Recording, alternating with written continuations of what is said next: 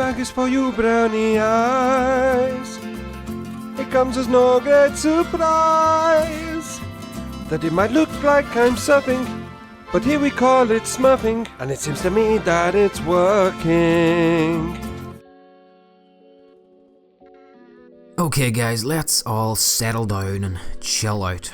Take a deep breath and relax. It's time for me to forget the past and move on and get back to my happy place.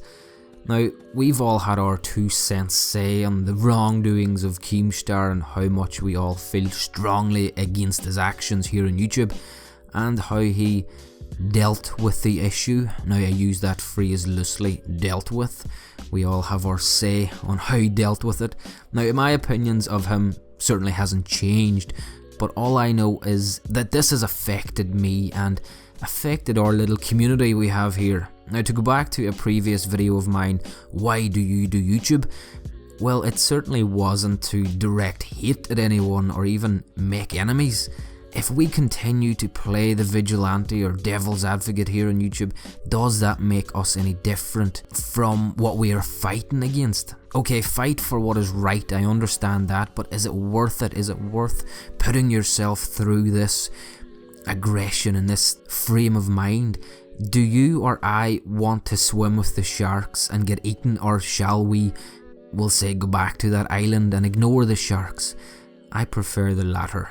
Having said that, I'm glad of the response from all the videos made about Keemstar's colossal fuck-ups and how he isn't good for this community and does not show a good example to anyone.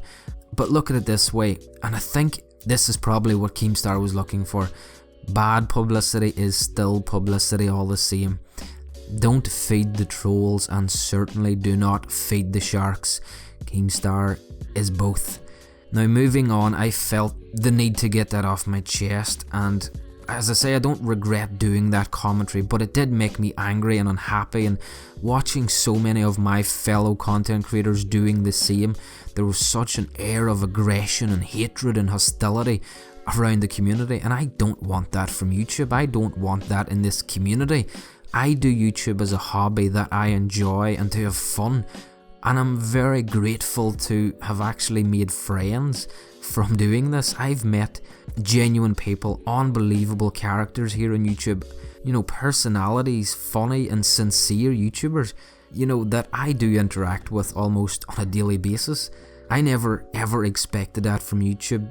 But why do we get involved in this hashtag drama alert? Now, let me say one thing. We are better than that. And I do mean that. You know, we have been given an opportunity to broadcast ourselves on this platform. Do we want to broadcast negativity or expose a certain YouTuber for their wrongdoings? As much as it does seem like the right thing at the time, I don't want to be that guy. I don't want to get involved with these sorts of issues. You know, I think I'm just going to leave it up to someone else, because there is guys that are pretty good at it and maybe even enjoy it. Now, I will continue to speak my truth and my mind and share my views and opinions on certain matters, but I want to have some fun while doing it. Now, speaking of that, I did have some fun last night. I jumped on Black Ops 3, almost like a confession. I had fun on Black Ops 3. I jumped on Black Ops 3 and I joined a friend's lobby and I had fun. Just to explain that intro, I've been a fan of Apocalypse for quite a while, we'll say. I don't want to say exactly how long because it's a little embarrassing.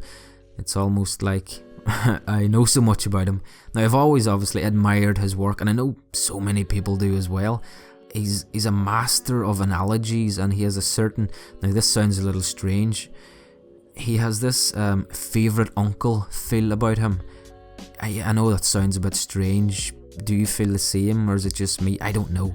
It's certainly not a insult, I don't think. But anyway, all that aside, you know, he's actually quite a decent Call of Duty gamer in the background. You know, the bro's got skills, man, as the kids say, I think. You know, so what do you do when you come up against a good player? Exactly, you troll them. What else? It's as simple as that. Now, to be honest, I knew I didn't stand a fucking chance of actually competing fairly against Apocalypse, you know, with his NetDoomer router and his super duper connection and all that stuff, because we know how much Black Ops 3 is based around having a good connection. So what I did is I put on my most unorthodox class and I teabagged him after every kill, which to be honest wasn't really that many. Yeah, he did kill me quite a few times, and I think I managed maybe 3 or 4. But it was fun in a kind of a sadistic way. And actually it's got me thinking about the teabagging thing. I just noticed, I think we need a new term or phrase for teabagging. We can't really call it teabagging when you're playing as a female character. It doesn't make much sense. So I wanna trademark a new phrase. I'm thinking on flap slap. I don't know if that'll work. Some of you guys might actually get that, some may not. I'll let you explain to the ones that don't know in the comment section. I don't want to get into it. But anyway guys, I'm going to leave it here and enjoy the angelic tones of an old Brummy legend. Take it away, Apocalypse. This tea bag is for you, brownie eyes.